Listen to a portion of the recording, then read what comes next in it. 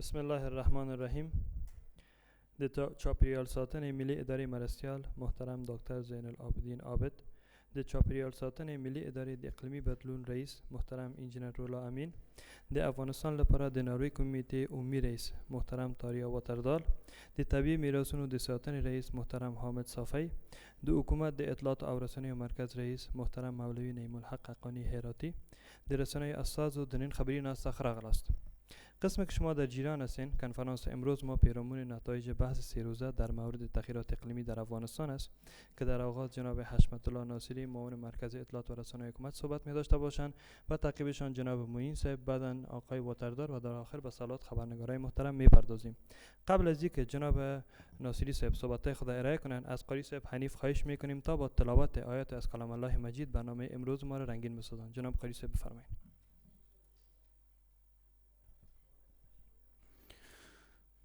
أعوذ بالله من الشيطان الرجيم. بسم الله الرحمن الرحيم. قل هو الذي أنشأكم وجعل لكم السمع والأبصار والأفئدة قليلا ما تشكرون. قل هو الذي ذرأكم في الأرض وإليه تحشرون. ويقولون متى هذا الوعد إن كنتم صادقين. قل إنما العلم عند الله وإنما أنا نذير مبين. صدق الله العظیم. سپاس از جناب قاری صاحب و حال از جناب ناصری صاحب خواهش میکنیم تا صحبت‌های خود ارائه کنند. بفرمایید ناصری صاحب. نحمده و نصلی علی رسوله الکریم، اما بعد، فاعوذ بالله من الشیطان الرجیم، بسم الله الرحمن الرحیم. د جناب محترم معین صاحب، ښاغلی تاریا صاحب، ښاغلی صافی صاحب، ښاغلی روح امین صاحب، د حکومت اطلاعات و رسنۍ مرکز رئیس صاحب او د ټولو قدرمنو حضارو د رسنۍ محترم استازو او په غونډه کې ناست حاضرینو، السلام علیکم ورحمت الله وبرکاته.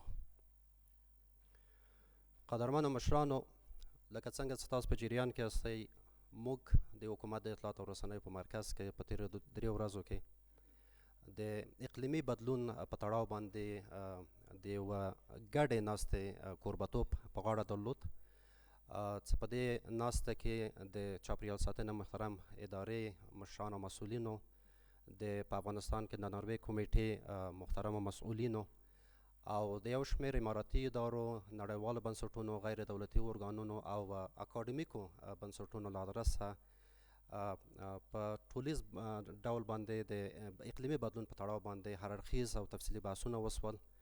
هغه خلک چې په کلیو بانډو کې د دوی د دغه موضوع نه متاثره دي، دغو هم نظریات واورېدل شول او دغه نظریات په تخصصي بڼه باندې له مشرانو، مسؤلینو او متخصصینو سره دا هم شریک کړل شول، چې په پایله کې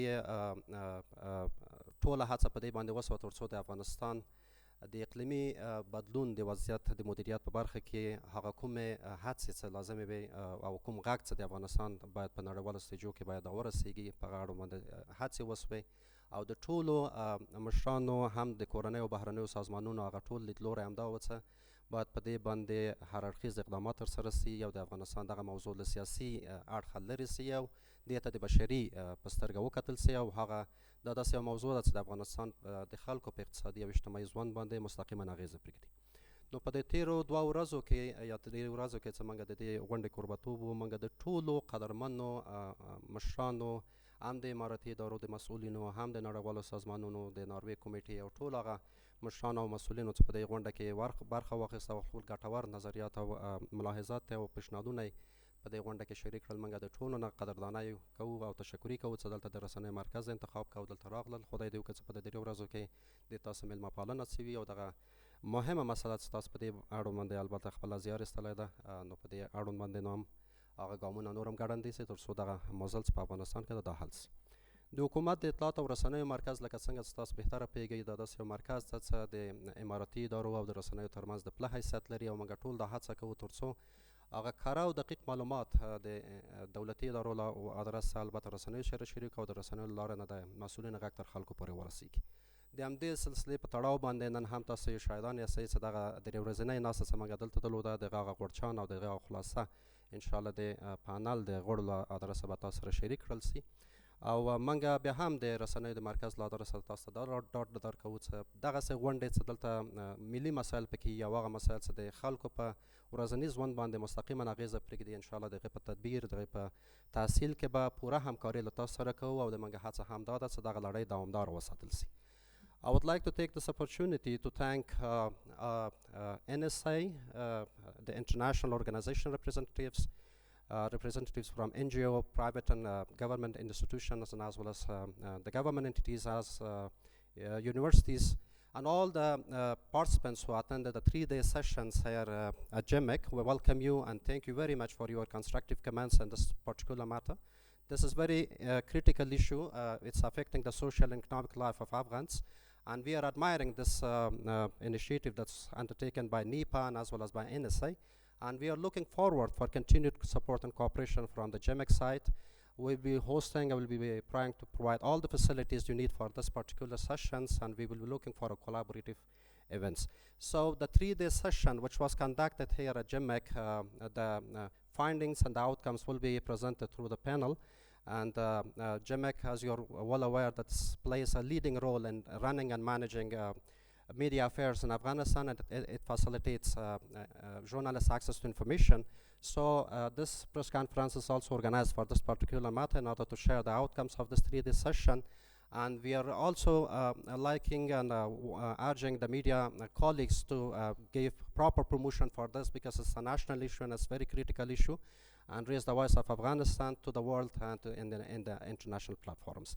Thank you so much for coming, and we are extending our support, and we are here to provide all facilities you need in the future, and looking forward for your continued support and cooperation. Thank you. از صحبت‌های جناب ناصری صاحب جهان سپاس و حال از جناب معین صاحب خواهش می‌کنیم تا صحبت‌های خود ارائه کنند. بفرمایید. نحمده ونصلي على رسوله الكريم أما بعد فأعوذ بالله من الشيطان الرجيم بسم الله الرحمن الرحيم ولا تفسدوا في الأرض بعد إصلاحها صدق الله مولانا العلي العظيم وصدق الرسول النبي الكريم.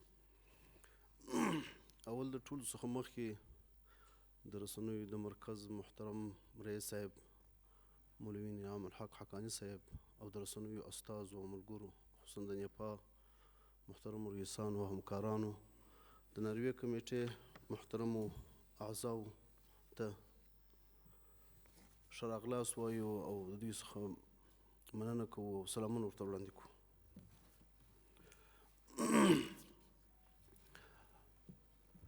موږ اصل کې هدف د دې کنفرانس ورکولو دا و چې یو 3 ورځنی ورکشاپ د اقلیمي بدلون د اسیب پذیرۍ په برخه او پار باندې دایر کړي وو چې زموږ د ملي شبکتي ملي ادارې په همکاري او د ناروی کمیټې په همکاري باندې دایر سو. په دې کې د قومي مشرانو اشتراک په دې ورکشاپ کې چې د ولایاتو څخه مو راغوښتي وه او دلته ځینې زیربطو وزارتونو محترم مسلکي پرسونل دلته حضور درلود او داسې د انلاین په بڼه باندې زموږ سره ځینو مسلکي پرسونل حضور درلود. د دې ورکشاپ اصل هدف دا و چې څنګه موږ وکولی سو د افغانستان د اقلیمي بدلون د مضر اثراتو او سپذریو غږ تر نړیوالو ورسوو.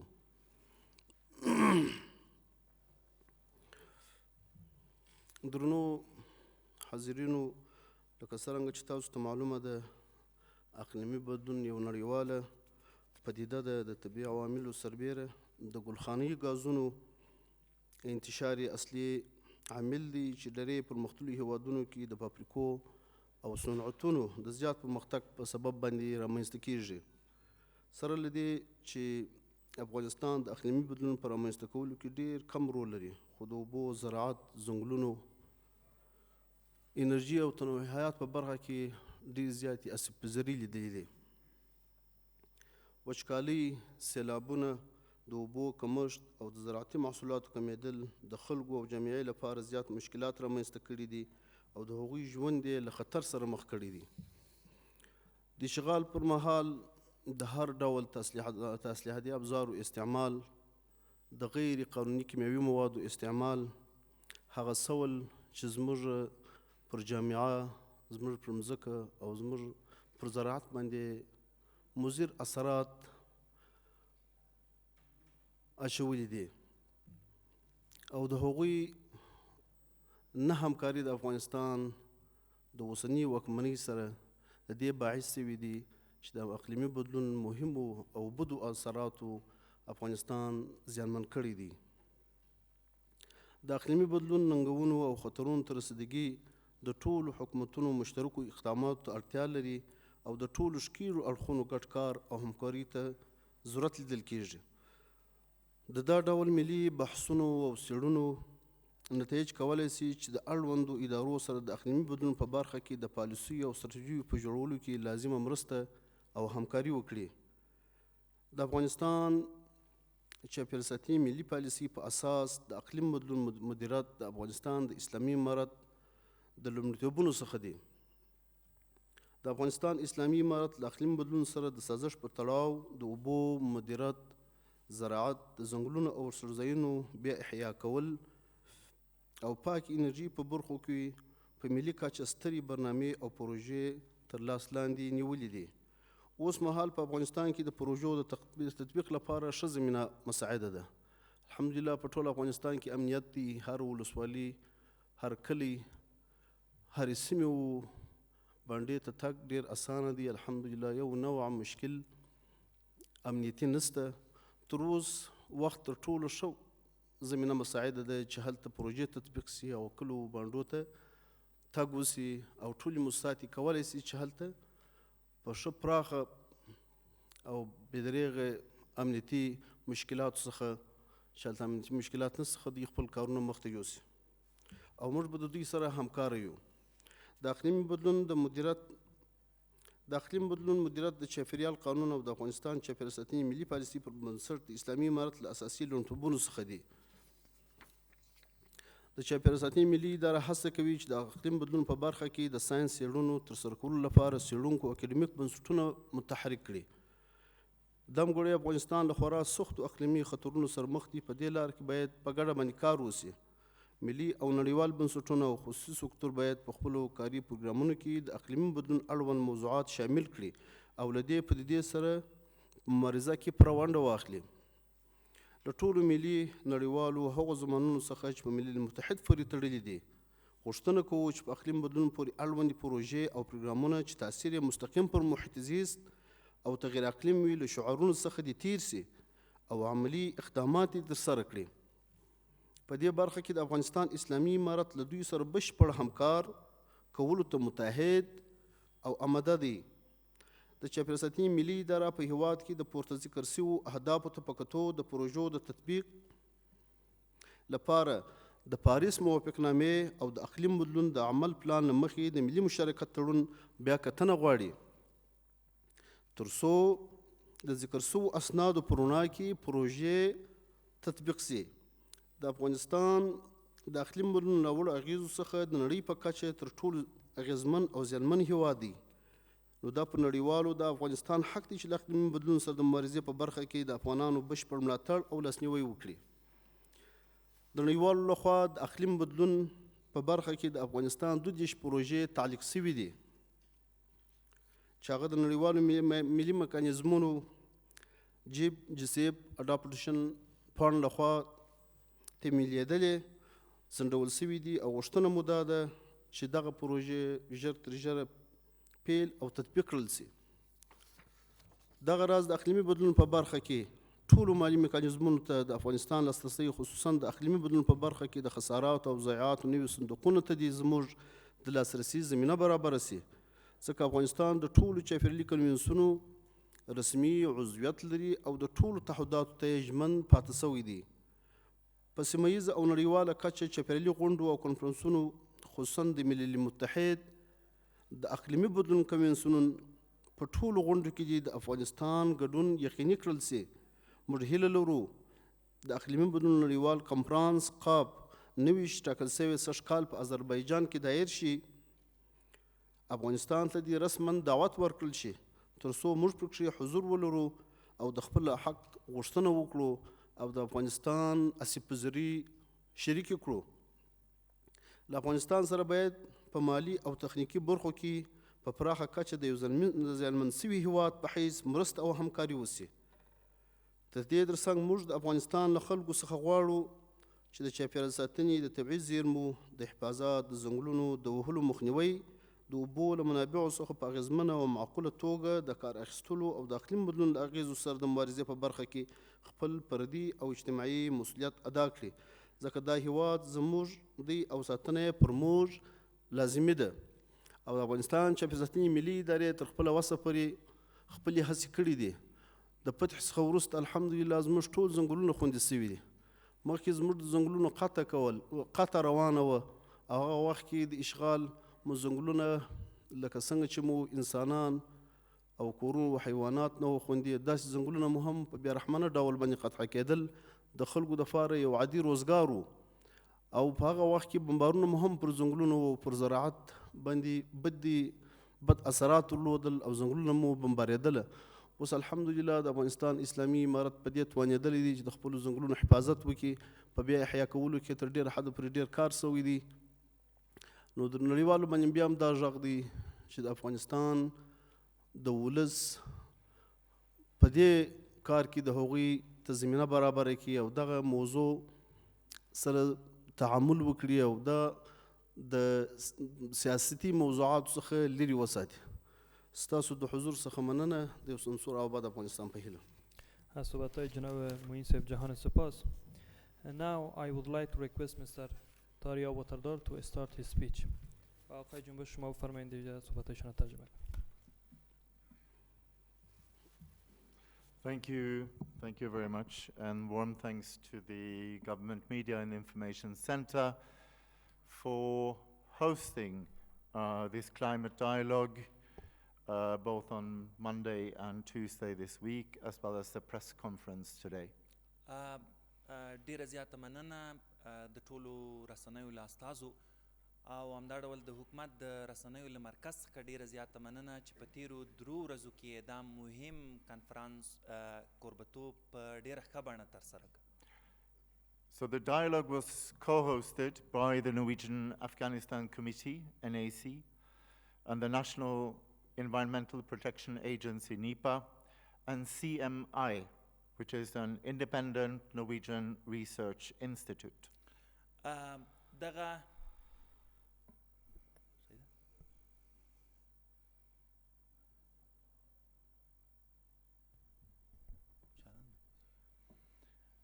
دغه ملي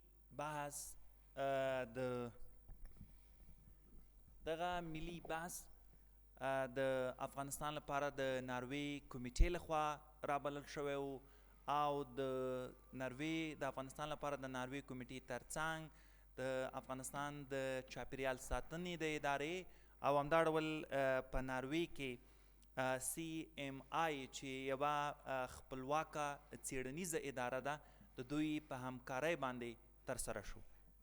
So this is actually the first time that government officials, universities, both public and private, UN agencies, the diplomatic community, multi and bilateral donors, national and international NGOs, and grassroots level society in Afghanistan joined a parallel session face-to-face and online with a broad range of their counterparts in the West since the change of government in August 2021.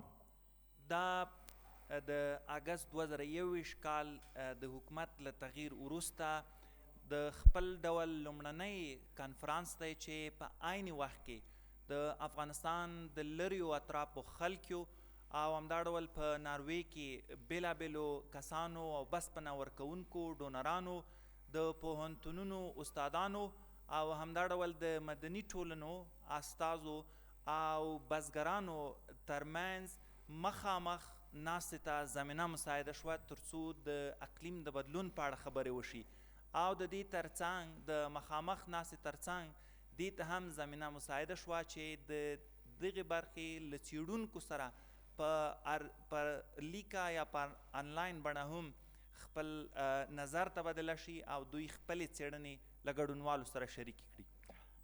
5 Afghan ministries and 2 technical agencies, both NEPA and UNDMA, participated, which shows the strong commitment of the Afghan government, but also the need for collective action.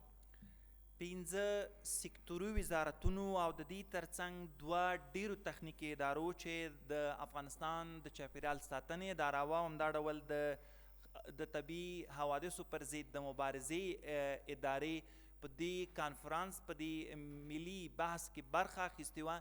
دا د افغانستان د حکومت ژمنتیا ښیي چې د اقلیم د بدلون په برخه کې مبارزې ته لري. It started on Sunday with a public dialogue with female and male farmers, climate activists and elders from throughout Afghanistan. دا د یکشنبې په ورځ د یو داسې بحث له لورې پیل شو چې د افغانستان له لرېو اطراف څخه ښځینه او همدا ډول نارینه بزګران او د ټولنې خلک راغلي وو تر څو د اقلیم د بدلون په اړه بحث وکړي. It was important that there were 50% females and 50% male to ensure that we also have the women's perspective when it comes to climate change.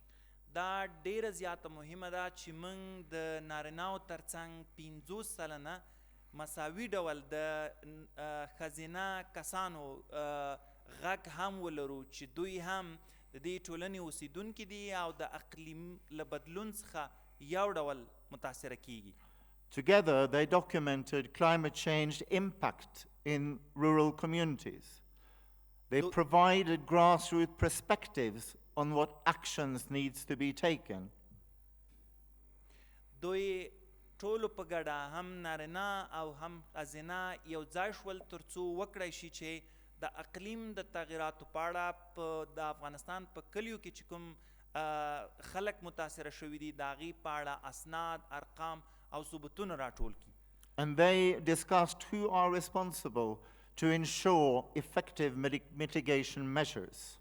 او دوی په دې اړه بحث وکړ چې څوک د دې مسؤلیت لري تر څو هغه چارې او اقدامات ترسره کړي تر څو د اقلیم د بدلون په مخنیوي کې د مخنیوي په برخه کې د مبارزې په برخه کې مؤثر تمام شي او د اقلیم اغیزې راکمې کړي. They agreed that not only one single entity can act alone, but that both individual and collective action is required both inside and outside of Afghanistan. بالاخره کلگی به این نتیجه رسید که تنها یک نهاد نیست که باید مبارزه علیه اقلیم تغییر بکنه بلکه این وظیفه کلگی ما شما است هم باید داخل افغانستان و هم بیرون از کشور باید مبارزه بکنیم. This also means that it is not enough to have policies and regulations in place, but we need to act individually and collectively. ای بحث صرف اینمی نیست که حکومت افغانستان پالیسی و پلانا و استراتژی درباره اقلیم تغییر جور کنه. مهم اینمی است که ما به حیث انفرادی و اجتماعی درباره اقلیم بسیار مسئولانه مبارزه بکنیم و سهم خود را در این بخش مهم ادا بکنیم. The second day was a day of research. دویمه ورځ د څېړنو او تحقیقاتو ورځ وه.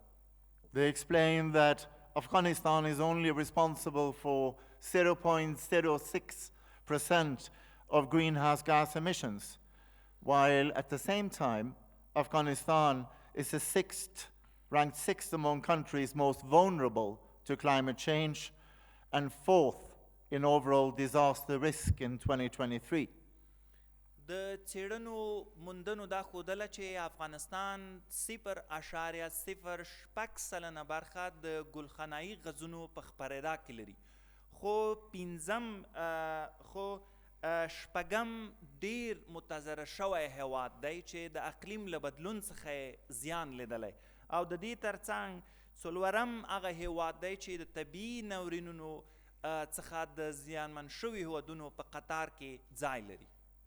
This means that climate change in many ways is an imported phenomenon in Afghanistan. دا د دې څرګنده ښودنه کوي چې د اقلیم بدلون او تغیرات یې افغانستان ته له نورې نړۍ څخه راوارد شوي دي. In other words, we in the West have contributed to the rise in temperatures and you are suffering the consequences. دا په بله کلمه دا ده چې لویدیځو هیوادونو هوا ګرمه کړې ده او تاسې یې چې د دې قرباني ورکوئ. This means that climate change knows no borders. دا د دې څرګندونه کوي چې د اقلیم بدلون سرحدونه نه پیژني. So neither must the actions against climate change. نو تر ټولو مهم وخت دی چې موږ ټول په ګډه د اقلیم د بدلون په برخه کې ګامونه اوچت کړو. It requires global action. دا نړیوال او ټولګډیزه نړیوالو ګامونو ته ضرورت لري چې موږ په ګډه د اقلیم مخنیوی وکړو. It is therefore necessary to depoliticize key development issues such as climate change. دا ډیره زیاته مهمه ده د نړیوالو لپاره هم چې د اقلیم د بدلون او ځینو نورو پرمختیایي چارې چې دي هغه باید سیاسي نه کړي او هغه باید سیاسي ونه بولي. So that means when we're talking about collective action that Afghan ministries, universities, industry and the Afghan people must act.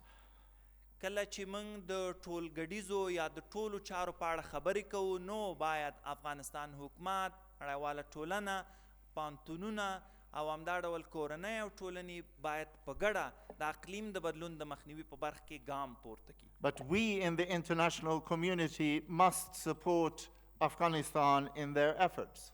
او دا زمونږ د نړیوالې ټولنې مسؤلیت دی او د نړیوال چې موږ د افغانستان حکومت هره برخه کې د اقلیم د بدلون په برخه کې حمایه او له هغې ملاتړ وکړو. Donors, UN agencies and international NGOs. په ځانګړي ډول ملګري ملتونه، بسپنه ورکوونکي ډونران په افغانستان کې او نورې انټرنیشنل انجوګانې چې په دې برخه کې کار کوي. So during this second day, researchers from universities in Afghanistan and Europe presented groundbreaking research on issues related to increased vulnerability to national disasters.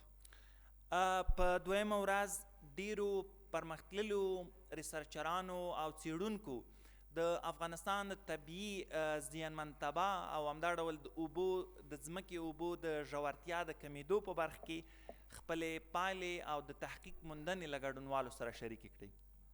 Serious depletion of groundwater levels throughout the country.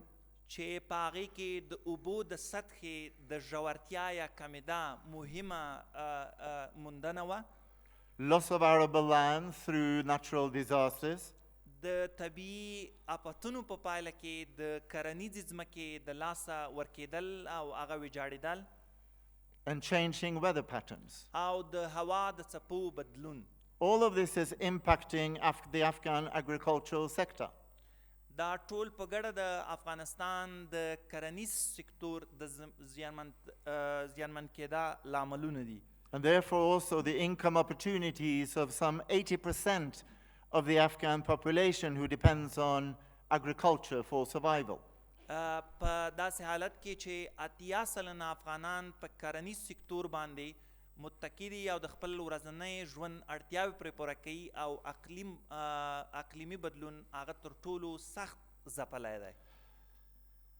On the third day, all relevant government ministries, universities, UN agencies, the Islamic Development Bank, bilateral donors, diplomatic community, and national and international partners reiterated their commitment to collectively battle climate change. د ملي کنفرانس په دریمه ورځ باندې د افغانستان د حکومت اړونده وزارتونو، پوهنتونونو، د ملګرو ملتونو ادارو، د اسلامي پراختیا بانک او دوه اړخیزو ډونرانو، همدا ډول نړیوالو او ملي بسپنه ورکوونکو یا ډونرانو خپله ژمنه یو ځل بیا تازه کړه چې موږ به د اقلیمي بدلون سره په افغانستان کې په ګډه مبارزه کوو. The same commitment was echoed by those gathered in Oslo and those who joined online from countries throughout the world. او همدا ژمنه هم په د هغو کسانو لخوا چې په آنلاین بڼه یې په اوسلو کې کنفرانس جوین کړی و، پکې ګډون کړی و، هغوی هم تازه کړه چې موږ به په ګډه د اقلیم له بدلون سره مبارزه کوو. But the purpose of this dialogue was not only to gather and to talk, it was also to agree on actions forward. د دې کنفرانس موخه یوازې دا نه وه چې موږ ټول راټول شو او بحث وکړو، بلکې دا وه چې موږ څنګه کولی شو د دې بحث پایلې په عملي ډول په افغانستان کې تطبیق کړو.